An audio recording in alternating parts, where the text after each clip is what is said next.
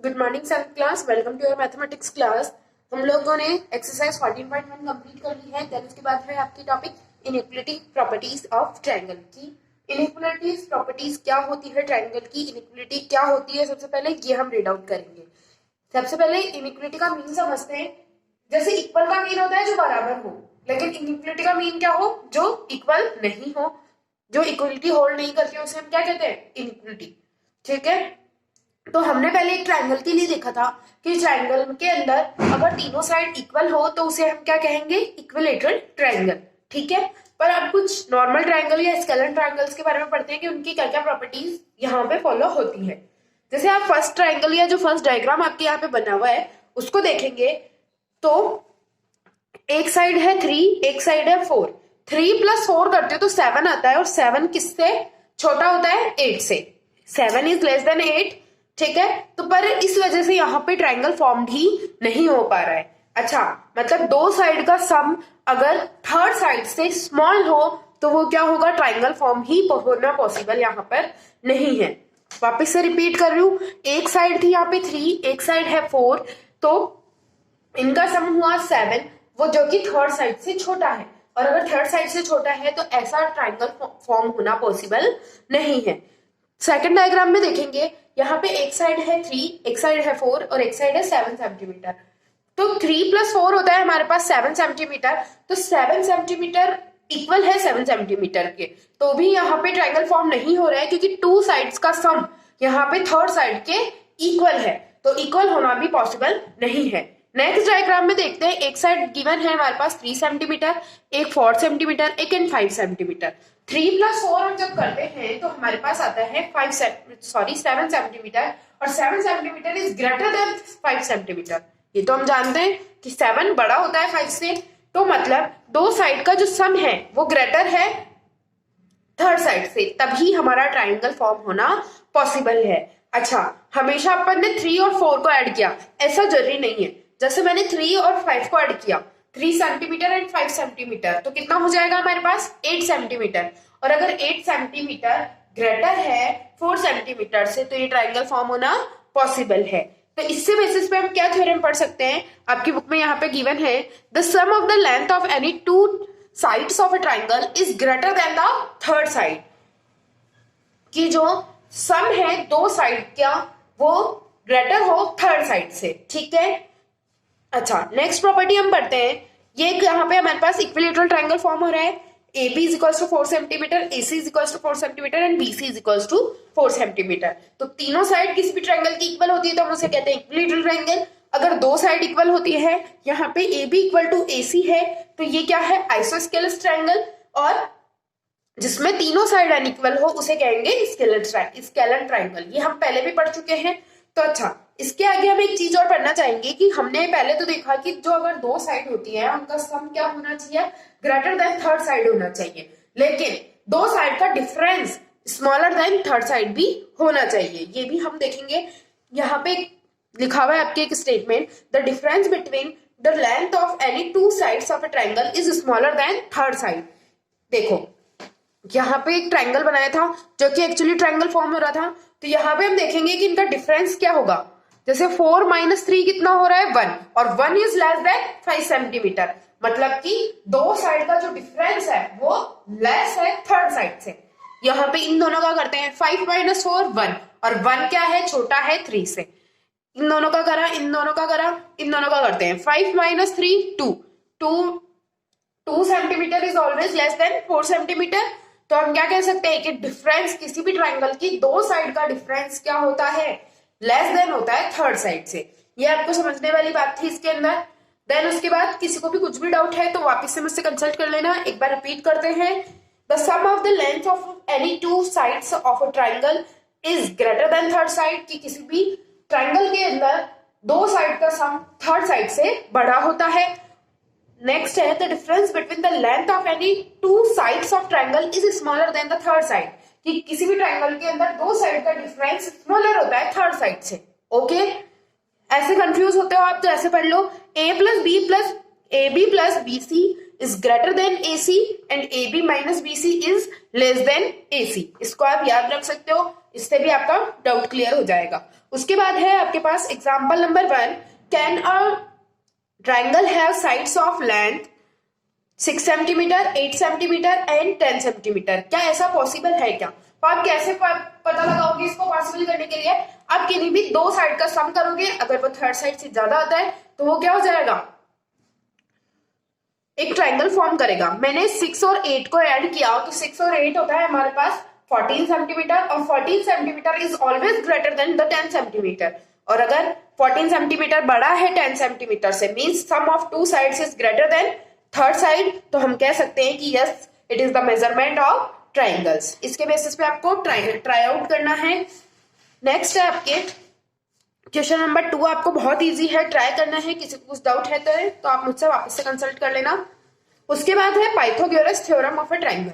Pythagoras theorem को समझते हैं कि पाइथागोरस थ्योरम क्या होती है। पाइथागोरस थ्योरम को समझने से पहले आपको एक चीज को समझना होगा,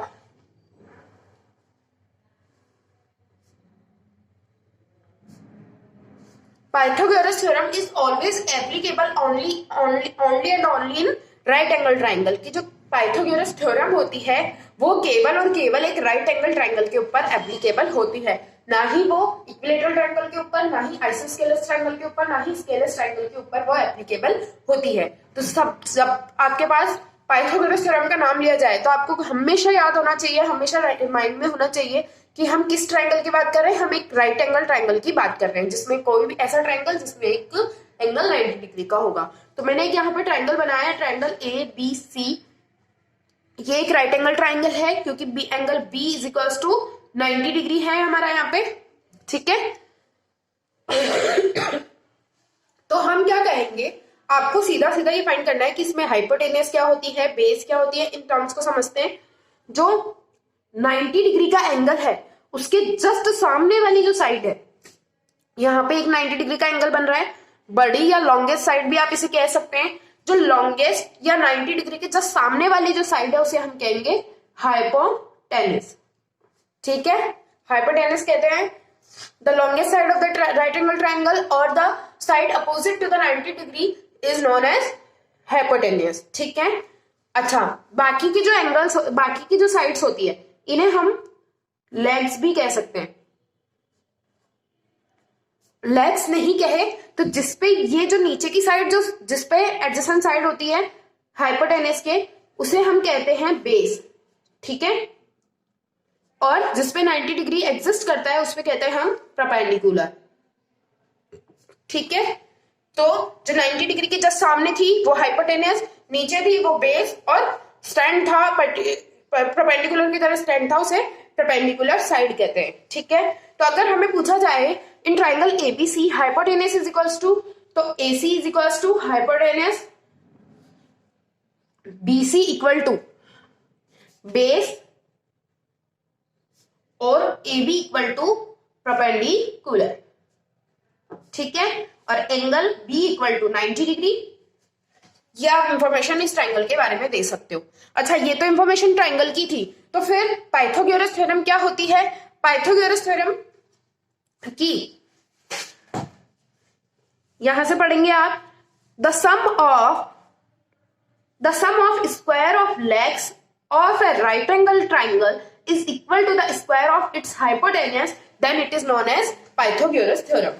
कि जो हाइपोटेनस है उसका स्क्वायर, हाइपोटेनस को एच से डिनोट कर रहे हो, हाइपोटेनस का square is equals to perpendicular square plus base square, means legs square भी आप यहाँ पे बोल सकते हो। तो लेग्स को मैंने नाम दिया BC plus AB square is equals to hypotenuse square.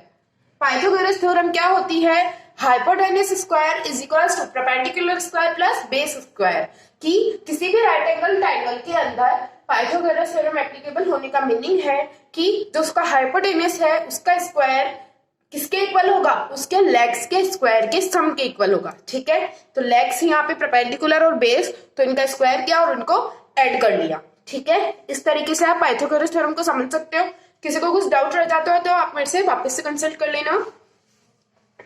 Then उसके बाद है एग्जाम्पल नंबर 1, वो मैं आपको करके बताती हूँ, बाकी के एग्जाम्पल आपको सेल्फ ट्राई करने होंगे। Find the length of hypotenuse in triangle X Y Z if triangle is at 90 degree at y and the measures of other two sides are 12 centimeter and 16 centimeter. ठीक है, तो आपको यहाँ पे diagram given है, ये y पे आपका 90 डिग्री है, ये 12 सेंटीमीटर है एंड ये 16 सेंटीमीटर है, ये x और ये z. तो आपको हाइपोटेन्यूज फाइंड करनी है. हाइपोटेन्यूज फाइंड करने के लिए हमने एक फॉर्मूला देखा था, H square means hypotenuse square plus is equals to perpendicular square plus base square. ये हमने देखा था. यहाँ पे परपेंडिकुलर है हमारे पास 12 सेंटीमीटर का होल स्क्वायर लगा दूं, पी की जगह मैंने वैल्यू पुट कर दी. बी का क्या है, बी का 16 सेंटीमीटर और फिर इसका होल स्क्वायर लगाया इज इक्वल्स टू क्या आ जाएगा, एच स्क्वायर. ठीक है, तो 12 सेंटीमीटर का स्क्वायर कितना होगा, 12 का स्क्वायर करेंगे आप 12 इंटू 12 करके. ठीक है, तो 12 का स्क्वायर होता है 144 सेंटीमीटर स्क्वायर, 16 का होता है 296 सेंटीमीटर स्क्वायर. ठीक है,